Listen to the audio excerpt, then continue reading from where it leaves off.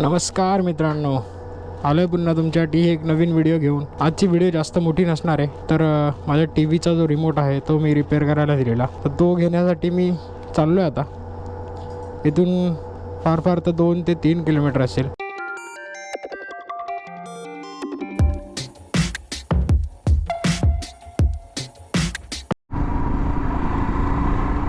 तर हा आहे गद्रे हिलचा एरिया. ॲक्च्युली बाहेर येण्याचं कारण असं आहे की रिमोट घ्यायचा आहे, कारण का सकाळी दिलेला रिमोट आणि संध्याकाळी भेटणार होता. आणि त्या रिमोटसोबत जो घरी जुना टी व्ही होता आधीच्या घरी, तिथूनसुद्धा एक रिमोट कलेक्ट करायचा आपल्याला. जर हा नाही चालला तर मग तो वाला चालू करून ॲटलिस्ट तेवढ्यापुरता तरी चालू होईल. आणि जर दोन्ही नाही चालले तर मग आपल्याला एकच ऑप्शन उरतो की नवीन रिमोट घ्यायचा. तर आता बघूया. आणि याच व्हिडिओमध्ये तुम्हाला हे सुद्धा कळेल की मी जो मागच्या व्हिडिओमध्ये तुम्हाला मोटो ब्लॉगिंगचा सेटअप दाखवला त्याचा ऑडिओ कसा रेकॉर्ड होतो आहे. हा ॲक्च्युली माझ्यासाठी पण एक टास्क आहे, कारण का त्यानंतर मी गाडी चालवली नाही आहे आणि आता चालवतो आहे. तर या दोन्ही गोष्टी होऊन जातील. त्यामुळे हीच बाईक मी का प्रिफर केली आता सध्या, कारण का या गाडीचा आवाज थोडासा जास्त आहे as compare to my CBZ.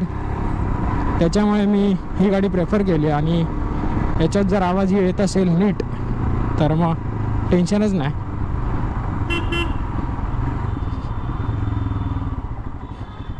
आणि हा लागला इथे सिग्नल, 125 सेकंदचा सिग्नल.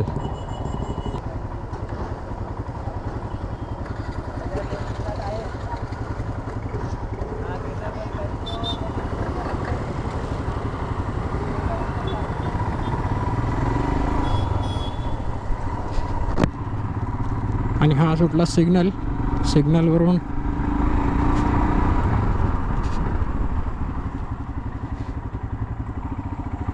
सरळ जायचं आहे. तिथे थोडंसं राईट साईडला एक दुकान आहे इलेक्ट्रिशियनचं.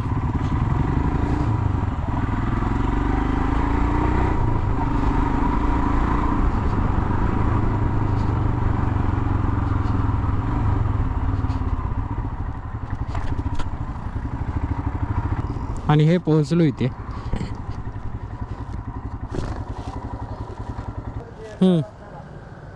अच्छा, असे लाईट येते का सेन्सर ह्याच्यात?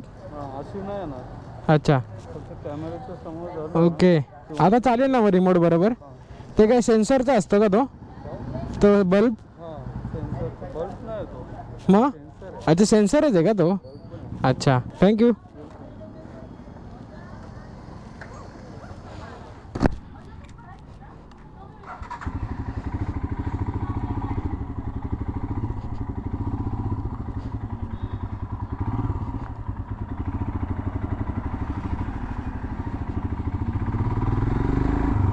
एक काम झालेलं आहे कंप्लीट.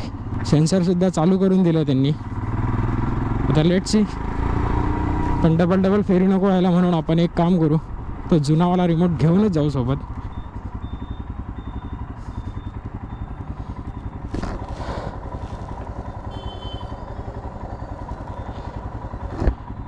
हा जो व्हॉइस आहे हा तुम्हाला सेम जो मी लास्ट टाईम सेटअप केला आहे त्या माईकचा आहे. तर याच्यामध्ये थोडंसं मी चेंजेस केलेले आहेत. तर आता आवाज जरा चांगला यायला पाहिजे. बघूया आता मूव्हिंग व्हेकलमध्ये कसा आवाज येतो ते नाही माहिती. तो पण कदाचित आत्तापर्यंत रेकॉर्ड झाला असेल.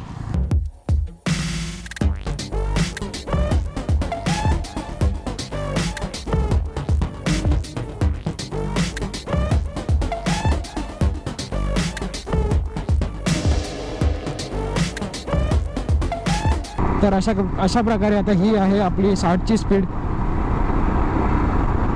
70. पुन्हा एकदा 60ची स्पीड. आवाज कसा येतोय माहिती नाही. आय होप व्यवस्थित रेकॉर्ड होत असेल.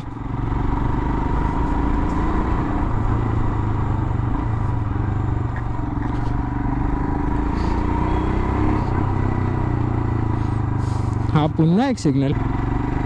आता आवाज कसा रेकॉर्ड होतोय कसा नाही होते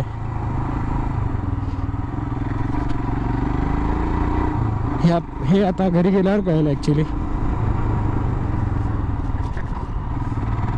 आणि या गाडीचा कॉन्सेप्टसुद्धा मी टाईट करून घेतला थोडाफार, ज्याच्यामुळे आवाज होता थोडाफार, तो बंद झाला आता. तर आता इथे आलो आहे जुन्या घरी. तिथून जरा रिमोट घेऊन परत आपल्याला घरी जायचं आहे.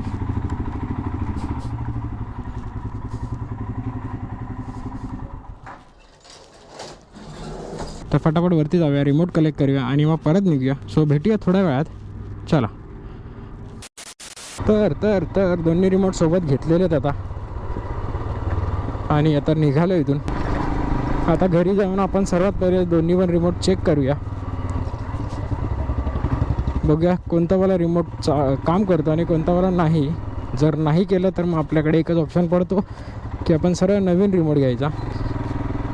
Hope for the best. व्हायला तर पाहिजे. तर जाऊया घरी. Moment of truth is here. हा आहे रिमोट जो आत्ता बनवून आणला आणि हा आहे जुन्या टीव्हीचा रिमोट. पण आपण हा वाला रिमोट यूज करून बघूया, कारण का हा तर बनवून आणला. याचं हे जे सेन्सर आहे हा बनवून आणला. तर बघूया आता काय.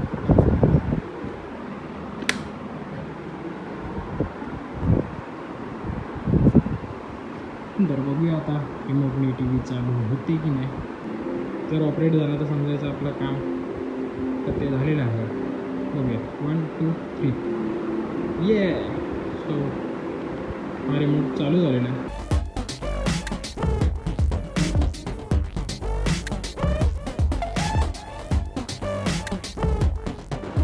तर अशा प्रकारे आपला टी व्ही चालू झालेला आहे आणि आता आपण एक काम करूया, टी व्हीचा जरा सेटअप करून घेऊया. सेटअप करून झाल्यानंतर जरा फ्रेश होतो, आंघोळ वगैरे करून घेतो, मग बोलूया. चला. तर ही होती आपली छोटीशी राईड प्लस रिव्ह्यूवाली व्हिडिओ, ज्याच्यामध्ये आपण गोप्रोचा जो माईक टेस्टिंग होती ती केली, प्लस आपला रिमोट घेतला. तर आता ही वाली व्हिडिओ इथेच थांबायची वेळ झालेली आहे.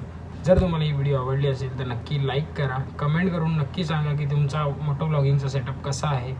तर ही वाली व्हिडिओ आता इथेच थांबूया. भेटत राहूया अशाच कोणत्या तरी नवीन व्हिडिओमध्ये. तोपर्यंत स्टे हेल्दी, राईड सेफ. आणि आता हे केस कापायची वेळ झालेली आहे, खूप जास्तच वाढली आणि दाढीसुद्धा करायची तारीख करावीच लागेल. खूपच जास्त वाढली आणि ॲक्च्युली ती अबडधोबड वाढलेली आहे. त्याच्यामुळे दाढी आणि केसांचं काहीतरी करूया. बाकी वाढवायची तरी इच्छा खूपच होती, पण ठीक आहे. चला भेटत राहू.